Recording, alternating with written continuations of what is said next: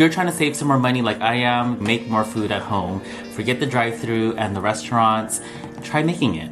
Thanks for joining the Cheap Meal Ideas playlist. Hey everyone, it's Vanessa. I hope you guys are doing great. In today's video, I am creating a special treat for me and for you.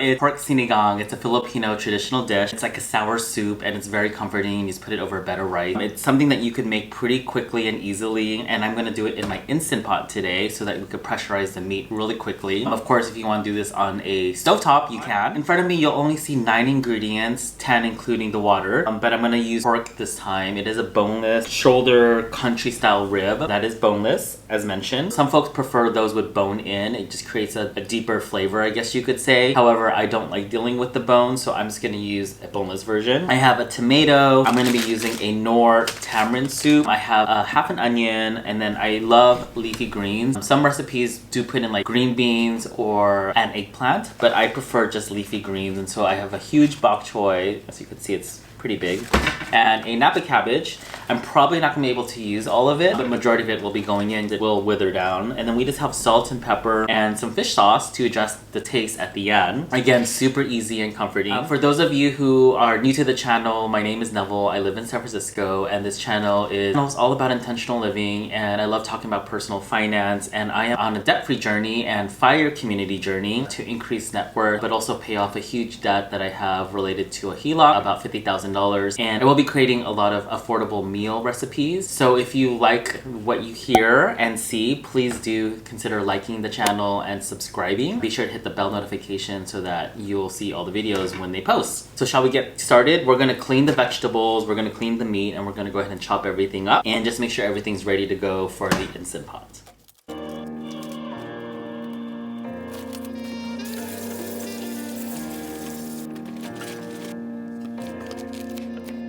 So I love these ends. They're like a crunchy bite, and it doesn't wither as much as the leafy greens. I try to put them, I time it so that the crunchy part can stay a little crunchy.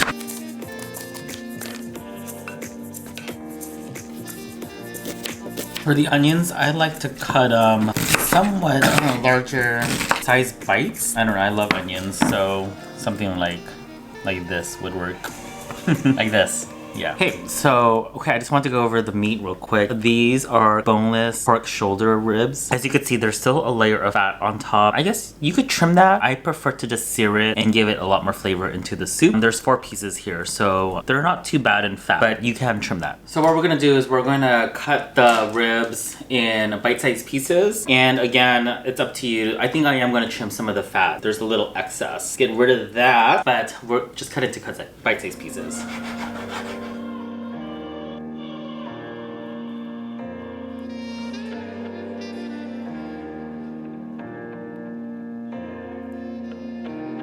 Alright, everything is chopped up, so we literally just need to pop this into the Instant Pot along with the tamarind, and I'm so excited. I'm gonna start getting ready to layer everything into the Instant Pot. So what I'm gonna do is I'm going to click on saute, and we're gonna heat it up for like 8 minutes. That way everything gets really hot and we could sear the pork. And what we wanna do is make sure we season it with salt and pepper. Alright, we're gonna add about 2 tablespoons of oil. I'm using a grapeseed oil, and we're going to saute the pork for 8 minutes. And we're gonna add about 6 cups of water just to cover the meat. We're gonna use the soup broth feature for 20 minutes and let that meat tenderize. Alright guys, we're gonna release the pressure.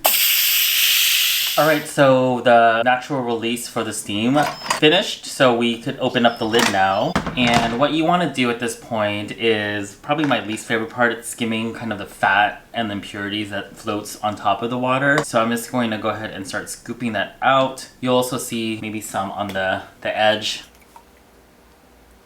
But what you're looking for is just kind of like a clean broth. Okay, that looks better. What I'm gonna do is I'm gonna add a couple more cups of water. I originally put in 5 cups. The packet says to do 8, so I'm gonna do 7 because I like mine's pretty sour, and then I could always add more water. Alright, so now that I have 7 cups of water in here, I'm gonna add in the onions so that it could absorb a lot of the onion flavors as it cooks some more. And I'm gonna put in some of the hard stems from the Napa Cabbage and the Bok Choy. All of that will be still crunchy and it'll add more depth and flavor.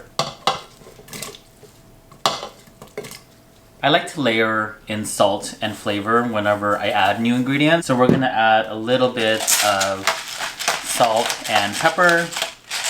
And we're gonna go ahead and add in the tamarind. Put it all in there. And we're gonna give it a good stir. And just keep in mind that, we're gonna add in the leaves and the tomatoes, which is going to break down a little bit more water, so it is going to adjust the taste. So if it smells really sour right now, it probably will not be when you taste it. So we're gonna go ahead, we're gonna pressure cook it for 4 minutes on low. All right, so we just released the steam and now it's time to add the vegetables. And this is a great time to also taste everything and provide enough salt, and you could also put in some fish sauce. But I'm gonna go ahead and throw in the vegetables. It smells good. So we're gonna put in the bok choy, and this will like wilt really fast because it's just the leaves basically left. Oops, a leaf. One of the leaves just fell in there. And then we have the Napa cabbage, and we have the tomatoes.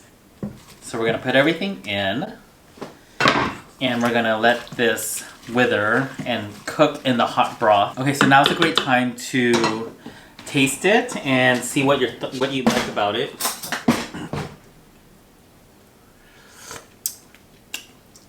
Whoa, that's sour. It's sour, but that's kind of like how I like it. It does need, what's interesting is when you put in the fish sauce, it kind of balances out the sourness just because of the saltiness. So just a little dab of fish sauce, maybe a little bit more salt, and lots of black pepper.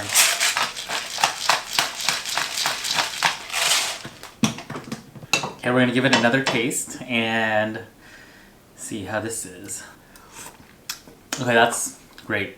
It's sour, the right level of saltiness, and it looks like the pork is tender to eat. So what I'm gonna do is I'm gonna close the lid and I'm gonna let the vegetables cook a little bit longer. It's gonna pull out a little bit more moisture from them, kind of tone down the sourness a little bit. I'm probably gonna add a little bit more fish sauce, but otherwise I think it's great. While everything is cooking in the Instant Pot, what I also love is that you don't have to keep an eye out on the stove, so it's a perfect time to do all your dishes. And luckily my sink is clean at the moment, so all I have to do is get ready to eat. So there it is. It is the Sinigang soup with a side of steamed jasmine rice. And yeah, this is gonna be so what I like doing is getting like the broth and the meat and then taking a bite of the rice right afterwards. So we're gonna get like a little piece of meat and the broth and vegetables.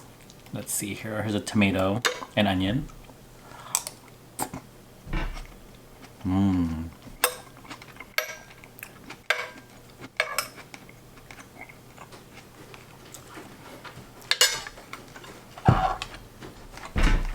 It's so good. It's so comforting. Kind of reminds me of like going to a Filipino restaurant, and they usually give like this big bowl of sinigang and rice. And it's so easy to eat too much rice because you just like want rice with each sour bite. But I hope you give this a try. What I'd like to do, since I do talk about personal finance, is show you the cost. It's definitely cheaper than going to a restaurant. All right, you guys, here's the part where I'm going to write down the prices of the items. So we had a bok choy, and I used about half of that. So I'm going to say that's $2.51. And then we had the cabbage, which was a Napa cabbage, and I used a third of that. So that was $1.59. I did use an onion, and I did half of that. So that was 39 cents. Thank you, Trader Joe's. And then the pork, I did use the entire amount. So that was $8.15, which was on sale. And then we had the tamarind sauce or powder, and that was 99 cents. And I picked that up at 99 Ranch, which is an Asian market. And then we had a tomato, and that was 99 cents. Thanks, Trader Joe. And the total comes out to $14.62 for the entire meal. I would say there's about 4 portions. And so that comes out to $3.65 per meal. And that is savings. So let's go to a restaurant and just check out the price for their Sinigang. I ran a Google search of restaurants that sells Sinigang, and this restaurant actually has 4 different versions.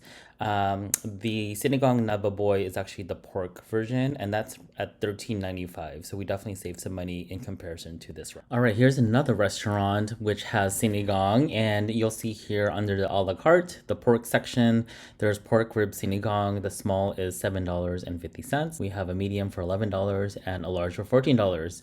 And I realized I did not include the jasmine rice that I ate with it, but this is an a la carte and that didn't include rice as well. So just another view of pricing. Well, thanks for dropping by the channel. That's it with the video today. Leave a comment below on some of your favorite frugal or cheap meal idea recipes. I'd love to hear about that, and I'll continue making my favorite takeout foods and try to make it at home. So please join the journey and be sure to subscribe and again hit the bell notification for future videos. Thank you, and I'll see you guys later. Bye.